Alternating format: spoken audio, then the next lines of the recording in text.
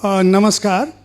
मेरा नाम जयप्रकाश पांडे है और Kalinga literature festival, Kathmandu Kalinga literature festival में आप सभी का स्वागत है। और मेरी पहली काठमांडू यात्रा है और यहाँ आप लोगों का जिस तरह से प्रेम है वह देखकर मुझे निश्चित रूप से इस बात का भान हुआ कि अयोध्या को जनकपुरी क्यों इतनी प्रिय थी, तो और क्यों अभी भी प्रिय है। तो मैं इस पर आऊँगा। और चूँकि हमारे सामने अभी 4 दिग्गज हैं जिन्होंने शब्दों को उनके उन अर्थों में संप्रेषित किया जो सीधे आपके दिलों में उतरते हैं। अभी पीयूष जी का जब सत्र था जिसमें उनसे बातचीत यूनुस कर रहे थे, यूनुस खान जी, किसी एक शब्द पे, किसी एक भाव पे, किसी एक यात्रा पे कविता बना देना, गीत लिख देना और उसे धुनों में ढाल देना और उनके माध्यम से काल की सीमाओं को, क्षेत्र की सीमाओं को तोड़ देना अपने आप में बहुत बड़ी बात है।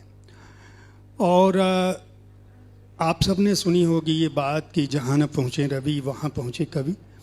लेकिन कविता वही जीवंत है जो लोक में व्याप्त है, और जो लोक में व्याप्त है वह सबके कंठ पर व्याप्त है। यानी हर व्यक्ति के मानस में, हर व्यक्ति के मन में, हर व्यक्ति की आत्मा में जो बहाव पहुँचते हैं वह जीवंत रहते हैं और कालजयी रहते हैं। हमारे साथ धीरेन्द्र प्रेमर्षि जी हैं, उनका परिचय देने की ज़रूरत नहीं, नेपाल के लोग जानते हैं। मैथिली और नेपाली दोनों भाषाओं में न केवल कविताएं बल्कि फिल्मों के लिए भी गीत लिखा है। पीयूष मिश्रा जी, यतीन्द्र मिश्र जी और राजशेखर जी, इन सभी के बारे में अगर जानकारी चाहिए तो गूगल कर लेंगे, आपको जानकारी मिल जाएगी। तो मैं परिचय में कोई समय नष्ट नहीं करूँगा, कोई औपचारिक परिचय नहीं दूंगा, क्योंकि मैं वैसे भी इन लोगों की तुलना में बहुत छोटा आदमी हूँ। परिचय की बजाय मैं सीधे इनके काम पर बात करूंगा और मैं उस विषय पर आऊँगा जहाँ से हमारी बात शुरू होनी है। लफ्ज़ों का सफ़र, फ्रॉम पोइट्री टू म्यूज़िक। जहाँ तक मैं समझ पा रहा हूँ इस विषय को, कविता अपने आंतरिक मनोभाव से प्रस्फुटित होती है, पैदा होती है। वह संगीत में ढले यह ज़रूरी नहीं, हर कविता संगीत में शायद नहीं ढल सकती। लेकिन जब संगीत के लिए कोई कविता लिखी जाती है, जिसको हम कहते हैं गीतकार, लिरिसिस्ट आज के समय में जिनको कहा जा रहा है, वह उसकी प्रविधि भी अलग है, उसका लेखन भी अलग है, उसका कौशल भी अलग है। संयोग से ये चारों लोग दोनों ही क्षेत्रों में महारत हासिल है इनको। ये कविता, जब कविताई करते हैं तो अलग भाव है, जब गीत लिखते हैं तो अलग लोक की यात्रा कर रहे होते हैं। और पीयूष जी तो उसमें और भी आगे हैं कि वो संगीत भी अपने शब्दों को उनमें भी डाल देते हैं। मेरा प्रश्न, एक ही प्रश्न करूंगा क्योंकि समय नहीं है, अगर इसके बाद अवसर हुआ तो दूसरे प्रश्न पर आऊँगा। मैं ये जानना चाहता हूँ कि जो कविता मन के एक विशेष मनोभाव से प्रस्फुटित हो रही है और दूसरी तरफ जब गीत लिखने के लिए कोई एक विषय दिया जाता है, कोई एक स्थिति दी जाती है, कोई एक परिस्थिति तय की जाती है जिसके लिए नायक या नायिकाएं चयन किए जाते हैं या कई बार धुन दे दी जाती है, तो आप लोगों के लिए ये जो दोनों क्षेत्र है, यानी आपका कवित्व जो है और आपका जो गीतकार है, उसके बीच का द्वंद्व क्या है और उससे आप ट्रांजिट कैसे करते हैं, अपने आप को कैसे ले जाते हैं उन स्थितियों में। और शुरुआत मैं पीयूष जी से ही करूँगा क्योंकि संगीत में भी गति है, तो मैं चाहूँगा।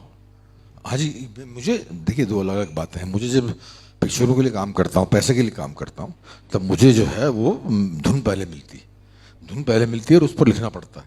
मेरे लिए उस दुनिया में सबसे अधिक आसान काम धुन पे लिखना। मैं उन्हें एक नहीं बल्कि 4 ऑप्शंस देता हूँ, ये नहीं तो ये, तो ये 5-6 वर्ड्स देता हूँ। अगर लाइन देता हूँ ये नहीं तो ये नहीं तो ये, तो ये आप इसका इस्तेमाल कर लीजिए, और वो लोग मुझसे बहुत खुश रहते हैं। मेरा कोई म्यूजिक डायरेक्टर ऐसा नहीं है जो मुझसे खुश नहीं। वो बोलता है कि ये कॉम्प्लिकेशन नहीं है इस बंदे के अंदर, कोई जो है मतलब नाम नहीं लूंगा, लेकिन और लोग जो है अपनी ईगो के चलते हुए प्रॉब्लम क्रिएट कर देते हैं कि हम ये वर्ड क्यों हटाएं।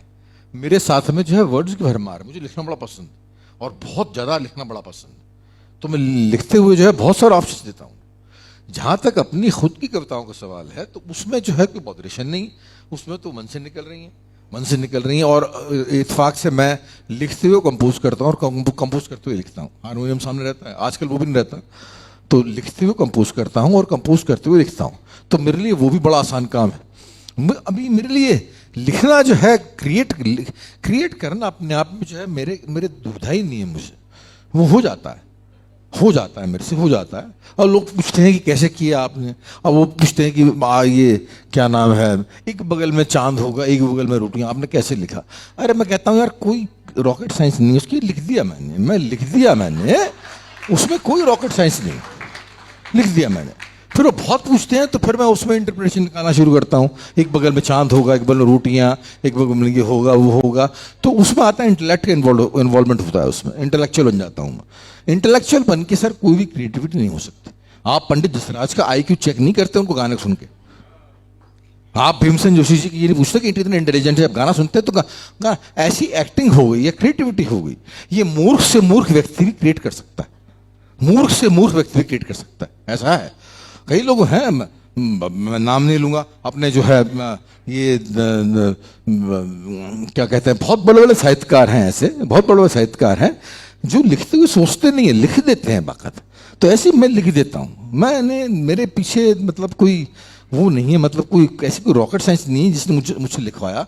लोग पूछते हैं इंस्पिरेशन क्या थी, मैं कहता हूँ मैं खुद था इंस्पिरेशन, मैं लिखना चाह रहा था इसलिए मैंने लिख दिया। धुन संगीत वो निकल आता है सर, मेरे वर्ड्स में है, मैं आप जो खुद आरंभ प्रेजेंट जो मैं लिखते हुए कंपोज कर रहा था, लिखते हुए कंपोज कैसे किया अब ये मुझे मालूम नहीं, कैसे किया बतला नहीं सकता। मैं करते हुए लिखते हुए कंपोज कर रहा था उसको, एक बगल में चांद है, एक लिखते हुए हुस्ना जो है लिखते हुए कंपोज कर रहा था मैंने बिल्कुल जो है लिखने के बाद उसको कंपोज नहीं किया और कंपोज करने के बाद उसको लिखा नहीं। ये वो वक्त है जबकि मैं अपने लिए लिखता हूँ। बाकी जो सिनेमा के जो बंदे हैं जो मुझे देते हैं तो उसमें मुझे लिखना बहुत आसान मालूम पड़ता है, मतलब इतना बड़ा क्रिएटिव काम नहीं है। लोग कहते हैं वो अधिक डिफिकल्ट है, धुन पर लिखना बहुत मुश्किल है। मुझे व्यक्तिगत तौर पर लगता है कि वो इतना मुश्किल काम नहीं है, ये मेरा ऐसा खुद का मानना है। धीरेन्द्र जी, प्रश्न समान है मेरा, अभी प्रश्न बदलूंगा नहीं, पहला प्रश्न का उत्तर आपको भी वही प्रश्न है। ये जो कविता है और ये जो गीत है, कविता और गीत के बीच उसके सृजन की जो प्रविधि है, उनमें क्या अंतर आप पाते हैं या उनको कितनी सहजता से? क्योंकि पीयूष जी ने तो कहा कि हमको तो, मुझे तो कोई दिक्कत ही नहीं है, मैं तो जो भी दे दो, चाहे दे दो धुन दे दो, नहीं दे दो पैसा दे दो, एक मन से निकल रहा है और एक सामने से धन आ रहा है, इसलिए दोनों में दिक्कत नहीं है। जी बहुत बहुत धन्यवाद। दरअसल यहाँ जितने भी महानुभाव बैठे हैं सभी समुद्र के बड़े बड़े तैराक हैं, तो इनके लिए वो तैरना मछलियों को ये पूछने जैसी है कि भाई पानी में कैसे तैर लेते हो, लेकिन मेरे लिए ये मायने रखता है क्योंकि मैं एक नेपाल में भी मिथिला क्षेत्र से आता हूँ जहाँ अपनी पहचान बचाने की जद्दोजहद भी है। जब इस तरह से बैठे हैं, एक और विशिष्ट कवि रहते हैं यहाँ मनुमंजिल, तो नेपाल की बहुत अच्छी तरह से प्रतिनिधित्व होती, वो नहीं आ पाए हैं। दरअसल मैं अपने आप को मिथिला का ज़्यादा मानता हूँ जब कभी भी, और नेपाल और भारत की जब कभी बात आती है तो वो गंगा जमुनी जो संस्कृति बोलते हैं, तो मैं इसमें ये देखता हूँ कि गंगा और जमुना मिलने के बाद जिस तरह संगम प्रयाग बन जाता है, तो गंगा और जमुना तो है लेकिन वो तीर्थराज प्रयाग क्यों बना, ये जब मैंने पूछा तो किसी ने कहा वहां 3 नदियों का संगम है, भाई तीसरी नदी कहाँ है? तो किसी ने कहा कि अंदर से सरस्वती आके मिली है, इस नाते वह प्रयाग बन गया है। तो दरअसल नेपाल और भारत के सांस्कृतिक जीवन में, साहित्यिक जीवन में, बेटी रोटी का जो संबंध है उसमें ये मिथिला एक ऐसा तत्व है, वो सरस्वती की तरह मिला हुआ है। प्रत्यक्ष नहीं दिखता है, लेकिन उसने उसको संगम बना दिया है। तो मैं हूं नहीं, दिखता नहीं हूं, लेकिन यह है कि मैं हूं, ये दिखलाना है। तो इसलिए मुझे थोड़ा अलग तरह से इसमें भी मेहनत करनी होती है। तो जो भी कभी कहीं मौका मिलता है तो मैं कोशिश करता हूं कि अपनी पहचान की भी बात आ जाए। आपने परिचय में कहा जनकपुर और अयोध्या के संबंध की बात, और बहुत प्रिय है, लेकिन मिथिला को अयोध्या से कुछ उलाहना भी है, कुछ पीड़ा भी है। मिथिला में सीता को माता नहीं कहा जाता है, किशोरी कहा जाता है। आज तक एक भी मंच ऐसा नहीं हुआ जहां मिथिला का कोई व्यक्ति उपस्थित हो और वहां यतीन्द्र जी मौजूद हों और बिल्कुल इनको सुनना ना पड़ा हो। ये बात मैं कई दशकों से ये बात सुन रहा हूं अयोध्या वाले। और मैं कुछ स्पष्ट कर दूं कि भाई इतनी तकलीफ है कि विवाह पंचमी के दिन बेटियों की शादी नहीं करते हैं लोग, कि सीता की शादी हुई उसे जीवन भर दुख मिला।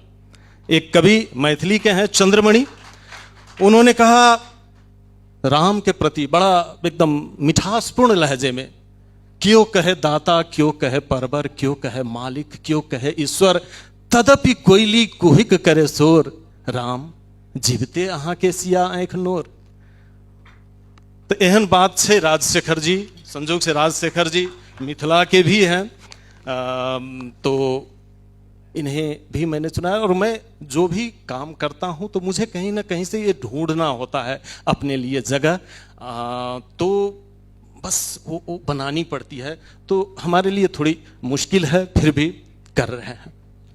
राजशेखर जी, आप जो है यतीन्द्र बाबू पर आऊँगा, अभी लास्ट में आऊँगा, क्योंकि गीत के क्षेत्र में यतीन्द्र जी ने अभी प्रवेश किया है और चूंकि विषय हमारा उतना गंभीर है और यतीन्द्र जी का ये मुझे निर्देश था कि आप मुझे सबसे आखिरी में मुझसे सवाल पूछेंगे। तो मैं आपसे, मेरा प्रश्न ये है कि प्रश्न से उत्तर पहले दे दीजिए। क्या था प्रश्न? प्रश्न ये है कि जब कोई कवि स्वतः स्फूर्त ढंग से कविताएं लिख सकता है, आपका मानस किसी समय वियोगी होगा, पहला कवि आह से निकला होगा गान। गीत तो कैसे भी लिख सकता है और कोई भी लिख सकता है, यहाँ पे लोग लिखते हैं, लेकिन जब गीत लिखने की बारी आती है तो आपको कोई विषय मिलता है, कोई पात्र मिलता है, कोई धुन मिलती है, यानी एक कोई ऐसी रेखा मिलती है जिसके अंदर आपको अपनी सृजन क्षमता दिखानी होती है। तो ये जो कविता का जो सफर है आपके सृजन का, रचनाकार के तौर पर एक गीतकार के रूप में, उसमें दोनों में कितना अंतर पाते हैं और अपने को परिवर्तित करने में, परिमार्जित करने में क्या श्रम करना पड़ता है? जैसे मैंने कहा अभी विस्की पर पीयूष जी ने ये अभी कहा इन्होंने कि एक बगल में चांद होगा, एक बगल में रोटियां, ऐसे ही आ गया यार, मैंने तो लिख दिया। मुझे तो कोई अंतर नहीं, मैं तो दोनों में ऐसे ही लिखता हूं, बल्कि पैसे मिलते हैं तो जो पैसा देने वाला है गीत उसको 4 ऑप्शन भी देता हूं। तो स्वतः स्फूर्त प्रतिभा है आपके अंदर भी। आपने जितनी गाने लिखे हैं, मैंने अपने सभी दर्शकों को भी कहा है, कोई आपके नाम से अपरिचित नहीं है, कोई भी गूगल करेगा अभी मिल जाएंगे 100 गाने। तो आपकी जो रचना प्रक्रिया है, क्या इन दोनों में अंतर पाती है? अगर पाती है तो वो अंतर क्या है? मैं बहुत दिनों से अब सायास कविता नहीं लिखता हूँ, जिसको कि कविता सिर्फ कहें हम। मैं अपने इंस्टाग्राम पे भी अपनी कविताएं नहीं लिखता हूँ। मुझे लगता है कि इस बात के अगर मेरे पास एक मौका है जिसमें कि हम रिलीज के तकरीबन कुछ ही घंटे में अगर हम लाखों लोगों तक पहुंच सके, तो उस बिंब को, उस छवि को या वो बात को मैं बचा लेता हूं। और ये धीरे धीरे मैं अपने अंदर एक तब्दीली देख रहा हूं कि मेरे पास कोई अच्छी पंक्ति या कुछ अगर मेटाफर आए तो मैं उसको खर्च नहीं करता ऐसे कि कहीं पे ऐसे दिख दिया। मुझे लगता है कि ये मेरे पास एक है एक प्लेटफॉर्म जिससे कि मैं बहुत सारे लोगों तक पहुंच सकता हूं, तो मैं वहां के लिए बचा लेता हूं। क्योंकि अब मैं अपने आप को कवि कवि नहीं देखता हूं। मतलब मैं फिल्मी कवि हूं, ज़्यादातर फिल्मी गीत ही लिखता हूं। धुन पहले या शब्द पहले की जो एक बाइनरी है, उससे भी अलग एक समय में जाके ये चीज़ें ब्लर हो जाती हैं। पता नहीं चलता है कि आप पहले लिख रहे हैं, धुन आपके पास पहले है या शब्द पहले आपने लिखा है, उस पर कोई बना रहा है। वो परिमार्जन के साथ आप धीरे धीरे वहाँ पे पहुँच जाते हैं जहाँ पे कि मतलब आज के दिन में अगर मैं कोई गीत लिखता हूँ, मुझे ये नहीं लगता है कि इसमें ये कविता है या गीत है। मैं उसी तरीके से ही लिखता, दोनों मेरे लिए एक ही है अभी। पर एक जगह में जहाँ पे अंतर पाता हूँ, कई बार जब मैं ख़ास तौर पे फेसबुक पे देखता हूँ कुछ लोगों को कुछ पंक्तियाँ लिखते हुए, और नीचे ये लिखा होता है कि एक लिखी जा रही कविता का कुछ अंश। मैं कह रहा हूं यार, कितने बेसब्र हो यार। एक गीतकार को कम से कम औसतन 1.5-2 साल, जो आज मैं लिख रहा हूं, मुझे पता है कि अगर सब कुछ अच्छा रहा, प्रोड्यूसर के पैसे नहीं घटे, फिल्म पे बैन नहीं लगी, एक्टर नहीं भागा, तो वो 1-1.5 साल बाद वो रिलीज होगा। तो उतना एक सब्र मेरे अंदर है, और मैं चाहता हूँ वो गीतकार का ये सब्र मेरे अंदर रहे और मेरे आसपास के कवियों में भी आए ये, कि मैं नहीं लिखूं लिखे जा रहे एक गीत का एक अंश और 2 लाइन गुनगुना, क्योंकि वहाँ पे एनडीए साइन करना पड़ता है, नॉन डिस्क्लोजर एग्रीमेंट। तो बाकी मुझे अंतर नहीं लगता। चूंकि प्रश्न के उत्तर में आपने एक बात कही कि मैं आजकल कविताएं नहीं लिखता, मैं एक गुलजार साहब का नाम स्वाभाविक रूप से मेरे मन में आया, और इसलिए आया क्योंकि पिछले कुछ एक समय से, कुछ एक वर्षों से गुलजार साहब एक किंवदंती के रूप में हम सभी के बीच उपस्थित मतलब हैं रहे। लेकिन गुलजार साहब को इस बात की बड़ी चिंता रहती है कि उनके साहित्यिक कर्म पे, उनके उस सृजन पर उतनी बात नहीं हुई जितने उनके गीतकार या निर्देशक या दूसरे पहलुओं पर बात हुई। और वो बराबर अब चाहते हैं कि उन मंच पर जब भी हो जाएं तो उनके सृजन पर बात हो, उनकी कविता साहित्यिक कर्म पर बात हो। तो आने वाले समय में आप भले ही आज फिल्में आपको बहुत कुछ दे रही हैं, बहुत सारी शोहरत है, लाखों लोगों तक, क्या करोड़ों तक आप पहुंच रहे हैं, लेकिन आने वाले भविष्य में आज के 20 साल बाद ऐसा ना हो कि राजशेखर के दिमाग में ये आए कि मैं बतौर साहित्यकार मुझे वह पहचान मिलनी चाहिए जो शब्दों की अमरता को मिलता है। ये ऐसे ही दिमाग में मेरे आया तो मैंने आपके सामने।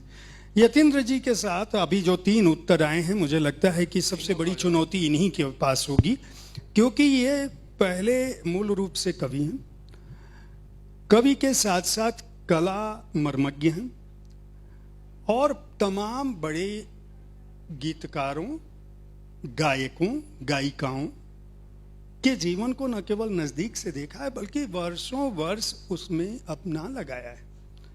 और एक ऐसा व्यक्ति जिसने अख्तरी बेगम से लेकर लता जी, और लता जी से लेकर गुलजार साहब, और गुलजार साहब के साथ खुद अभी इनका एक कविता संग्रह है बिना कलिंग विजय के, और उसके बाद अभी एक फिल्मों में 4 फिल्मों का इन्होंने करार किया, जिसमें एक फिल्म का गाना आ गया जो अक्षय कुमार ने जिसमें एक्टिंग की है। यतीन्द्र जी, आप जब ये जो डाइवर्जन आपकी यात्रा का है, आपको कैसा लग रहा है अब बतौर कवि, बतौर दूसरों को पूछना, बहुत सारे संवाद आप करते रहे हैं, उन पर लिखना, और अब खुद जब आप लिख रहे हैं और फिल्मी दुनिया में कदम बढ़ा चुके हैं? बहुत धन्यवाद जयप्रकाश जी। सबसे पहले तो मैं अपने को गीतकार नहीं मानता, और संगीत से मेरा प्रेम रहा, सिनेमा पे मैंने काम किया। मेरा बहुत मन था कि मैं बड़े दिग्गजों की जीवनियों पर काम करूं, जिसमें मुझे मौका मिला लता जी और गुलजार साहब के साथ काम करने का। फिल्म संगीत मुझे बहुत पसंद है, और मुझे क्या पसंद है, हर भारतीय, औसत भारतीय आपको फिल्म संगीत से बहुत प्रेम है, उसके अपने अपने पसंद हैं और उसका अपना एक विचार है फिल्म संगीत को लेके। लेकिन मुझे हमेशा लगता था, जब मैं पेपराजी देखता था, फिल्म गॉसिप मैगजीन और तमाम सारा पुराना जो भी सिनेमा पे लेखन हुआ है, सिनेमा पे जो नॉन फिक्शन काम है, तो वो मुझे नाकाफ़ी लगता था इस अर्थ में कि जिस सीरियस अप्रोच के साथ गाने बने, जिस सीरियस अप्रोच के साथ फिल्में बनी, जिस सीरियस अप्रोच के साथ उन गीतों का एक म्यार है 50 साल बाद, 60 साल बाद, उस पर हल्के ढंग से बात होती, उस पर गंभीर बात नहीं होती। तो एक चैलेंज लेके मैंने काम किया और वो काम मुझे मौका मिला कि मैं दीदी के साथ 8 साल बात कर पाया। मुझे लगता है कि मैं अपनी बात कह सकता हूँ, एक कवि के रूप में ही पहचाना जाना मुझे ज़्यादा श्रेयस्कर लगता है, क्योंकि वही मेरी ज़मीन है, उसमें मैंने पिछले 25 साल से काम किया है। लेकिन ये ज़रूर है कि मैं सिनेमा के गीत को और साहित्य को किसी को अलग खांचे में बांट के नहीं देखता। मैं इस बात का पूरी तरह हिमायती हूँ जो अभी राजशेखर जी ने कहा कि मेरे पास ये मौका है कि मैं एक कविता की पंक्ति अगर पब्लिक के आगे रखता हूं तो उसको 10 मिनट के अंदर लाखों व्यू मिल जाते हैं। लाखों व्यू को मैं अगर कन्वर्ट करके बोलूं, आप आ गई हैं समय बताने। 3 मिनट कहा है इन्होंने कि 3 मिनट बाकी है। मैं तो, मेरा तो दूसरा प्रश्न तो मैं 3 मिनट में खत्म कर दूंगा, आप हट जाएं। तो जो इनके पास पंक्ति आती है जिसको ये लाखों लोगों तक कहते हैं लाइक होते हैं, मैं कहता हूँ लाखों पाठकों तक पहुंचती है, लाखों संवेदनशील भावुक लोगों तक पहुंचती है। ये बड़ी बात है। ये मुझे खुद कभी कभी लगता है कि हम किसके लिए लिख रहे हैं। हम ही लिखते हैं, हमारे प्रकाशक की किताब छापते हैं, फिर हमें फ्री कॉपियाँ मिलती हैं, हम 100 कॉपियाँ खरीदते हैं, फिर अपने मित्रों को भेजते हैं, फिर 15 दिन बाद पूछते हैं किताब मिली। किताब मिली का मतलब तुमने किताब पढ़ी। तो ये एक समस्या है। गीत लिखने में मुझे मज़ा इसलिए आया कि मैं अभी एक सीरीज़ कर रहा था कहानी गीतों की, तो मैं म्यूज़िक के कंपोजिशन को तोड़ करके उसकी एनालिसिस करता था। छंद मुझे पता है, क्लासिकल म्यूज़िक में मेरी ट्रेनिंग हुई, तो मुझे मज़ा आया जब मुझे गाना प्रीतम दादा ने दिया कि इस पे तुम्हें गाना लिखना है। तो मुझे कुछ नहीं पता था और मैंने उनसे कहा कि आपने क्या सोच के मुझे गाना दिया, मुझे गाना लिखना नहीं आता। बोले तुम्हारी एनालिसिस, तुम्हारी भाषा समझ के लगता है कि तुम कुछ अच्छा लिखोगे, ये सिचुएशन है और ये है। तो जैसा पीयूष सर ने कहा, ये बड़े हैं, ये अफोर्ड कर सकते हैं कहना कि मैंने जो लिखा वो चलेगा, क्योंकि वो पीयूष मिश्रा, द पीयूष मिश्रा या द गुलजार या द जावेद अख्तर लिख रहे हैं। यतीन मिश्रा के आगे ये चुनौती है कि उनको लिखना है और गाना मनवाना है और वो गाना रह जाए सिनेमा में, अगर आपको बुलाया गया है लिखने के लिए। तो मुझसे पूछा गया, मैंने लिख दिया, मुझे लिखना आसान लगा। लेकिन एक चीज मैं जरूर कहूंगा, एक कवि स्वतंत्र है उड़ान भरने के लिए, उसको जो कहना है वो कह सकता है। एक गीतकार फ्रेम्ड है, वो जकड़ा हुआ है, वो एक पिंजरे में बंद पंछी है कि उसको पिंजरे में ही इतना उड़ना है। आपको जो बता दिया गया, अगर आपने कोई अपनी कविताई कर दी, नहीं नहीं ये नहीं चलेगा, ये जेंजी को नहीं चलेगा, ये शब्द कठिन है, इसको बदलिए, और उसी भाव का, उसी मीटर का, वजन का शब्द आपको रखना है। जो पटकथा लिख दी गई, जो विजुअलाइज कर रहा है सिनेमा वाला, जो विजुअलाइज कर रहा है म्यूजिक डायरेक्टर, और जिसे उसे तुरंत हिट कराना है, उसके हिसाब से अगर आप उसके दिए हुए फॉर्मूले में, दिए हुए नाप के कपड़े में अपना कपड़ा ठुसा सकते हैं, फिट कर सकते हैं, उसकी अच्छी पैकेजिंग कर सकते हैं, तब तो आप गीतकार हैं। नहीं तो आप गीतकार नहीं। आप कितना महान गीत लिखे, ये उनके लिए है जो नया लिख रहे हैं। जिसने स्थापित कर लिया, जिसने साध लिया, जिसने शब्दावली अपने लिए कॉइन कर ली, उसको कोई फर्क नहीं पड़ता है। और राजशेखर या आप या तमाम बड़े गीतकार ये बात अफोर्ड कर सकते हैं, डिजर्व कर सकते हैं, ओन कर सकते हैं कि हाँ हमने इसे ऐसे लिखा। जैसे इन्होंने कहा मेरा एक बिंब है, मैं उसको इस्तेमाल तब करूंगा जब 20 लाख लोगों तक जाए। यतीन्द्र मिश्र या बद्रीनारायण इसकी हैसियत नहीं है कि वो एक लाइन से इसलिए रोक लें क्योंकि हमारे पास लाखों लोगों तक पहुंचने का अभाव है। इस अर्थ में मैं बहुत सेटिस्फाइड हूं कि मैं एक कोई चीज़ ऐसी लिख पाया जिसके 15 लाख व्यू हैं। 15 लाख लोगों ने मेरे 25 साल में कोई कविता नहीं पढ़ी है, यही कहना चाहूँगा। मैं एक प्रश्न और पूछना चाहूँगा, क्योंकि काठमांडू कलिंग लिटरेरी फेस्टिवल से जब भी इस तरह का कोई सत्र करें, अगर मंच पे 4 या 5 वक्ता हैं तो कम से कम 2 प्रश्न की इजाज़त मॉडरेटर को दें। एक प्रश्न में तो कोई बात बनती नहीं है। तो एक प्रश्न मैं पूछूंगा, लेकिन बहुत संक्षेप में, बहुत छोटा सा प्रश्न है। एक मेरा सभी से शुरू करूंगा, पीयूष जी से ही पूछूंगा पहले। मेरा प्रश्न है कि अभी तक आप लोगों ने जो लिखा है उसमें अगर मैं कहूं कि कोई वन लाइनर जो आपके दिल के करीब है और जो जनता के बीच भी दिल के भी करीब है, या जिसको आप चाहते हैं कि जनता याद रखे आज के बाद, या जो अभी उसे याद भी हो तो भी चलेगा, अगर मैं कोई एक ये चुनौती, साहस दुस्साहस जो भी मानिए कर रहा हूं कि अगर कोई एक लाइन किसी गीत की जिसको आप मानते हैं कि ये मैंने परफेक्ट लिखा है और ये हमेशा रहेगा, सभी हैं सर, ऐसी बात फिर भी सर नहीं मतलब मैं कैसे सर, बोलूं आपके एक सर कोई ये तो सौतेलापन हो जाएगा ना आपकी, ये एक को करूं और अब मैं बोलूं आरंभ में प्रचंड, या एक बगल में चांद होगा, या दुनिया अगर मिल भी जाए तो क्या है, या घर, या हौसला, ये बड़ा बड़ा मतलब आपकी बेईमानी हो जाएगी अपने आप के लिए। मतलब मेरा सौभाग्य है यार कि मेरे लाइन्स को याद रखा गया, वाकई मेरा सौभाग्य, इसमें कोई गर्वानुभूति नहीं है मेरे को, लेकिन मेरा सौभाग्य है और मैं बाकायदा दिल से धन्यवाद करता हूँ कि लाइन्स को याद रखा गया, ऐसा बहुत कम होता है। तो I am blessed, I am grateful, इसके आगे मैं कुछ नहीं कहूँगा। देवेंद्र जी, प्रश्न समान है? जी, उत्तर भी लगभग तो समान है, फिर भी कुछ अलग तो कहना ही है। तो नहीं, आपके पास आरंभ है, प्रचंड तो है नहीं कि आप कह ठीक दोगे। है। अब मैं सामान्यतः 2 भाषाओं में लिखता हूँ, मैथिली में। तो एक मैथिली की लाइन सुनाऊंगा। घी निकाल छाल ही सकिया आई अवहेलित अछि घोर, बेटिए नहीं जन्मित तो भेटते कोना कमाई कोर। एक है। अगर फिर इसको हिंदी में समझाने लगूं तो शायद समय कुछ ज्यादा चला जाएगा। फिर भी समझा दीजिए। हाँ, थोड़ा सा एक की कहे चाहिए वो घोर के, हाँ, छाछ। ये सुविधा है, बड़ी खुशी हो रही है कि आज मैं मंच में मैथिली भी बोल पा रहा हूँ राजशेखर जी के साथ। राजशेखर जी दक्षिणी मिथिला के हैं, भारतीय मिथिला के, मैं उत्तरी मिथिला का हूँ, नेपाली मिथिला का। तो वो छाछ से घी निकाल लेने के बाद, घी निकाल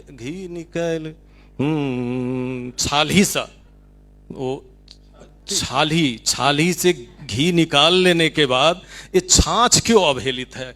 अवहेलित अछि घोर मैथिली में कहा जाता है। अब बेटिए नहीं जन्मित तब भेटते कोना कमाई कोर, बेटी ही जन्म नहीं लेती तो माँ की गोद कैसे मिलती, एक ये है। और एक नेपाली में, इसके निर्देशक भी यही हैं, फिल्म संरक्षण है, उसमें है तिम्रो माया तेल हुँदा म उज्यालो बत्ती थिए, तिमले मिलाई दिन्थ्यौ रपो जित्ने तास पत्ती थिए, कहाँ पुगे खैके भए फिटिदा पो चाल पाए, आफूसँग आफू एक्लै भेटिदा पो चाल पाए। पूर्णेन्दु झा हैं। धन्यवाद। राजशेखर जी, अब कालजयी पंक्ति कोई अरे एक तो सुनाना पड़ेगा, हैं सारी सैकड़ों, जैसे पीयूषी अंततः सारी कहने के बाद भी 4 तो सुना ही दिए, तो आप जो है 3-4 सुना दो। सर, हर पंक्ति लगती है ऐसे लिखते हुए कि 2 सिलेबल और मिल जाता ना तो सदी की सबसे कालजयी पंक्ति होती। मगर वो 2 सिलेबल मेरे और नेरुदा के बीच में, बस वो 2 सिलेबल, या मेरे और गुलजार साहब के बीच में वो 2 सिलेबल का फर्क, ऐसा मुझे लगता है मन में।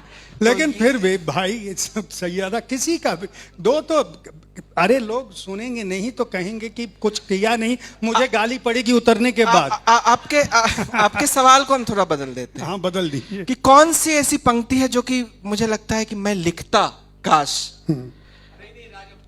हाँ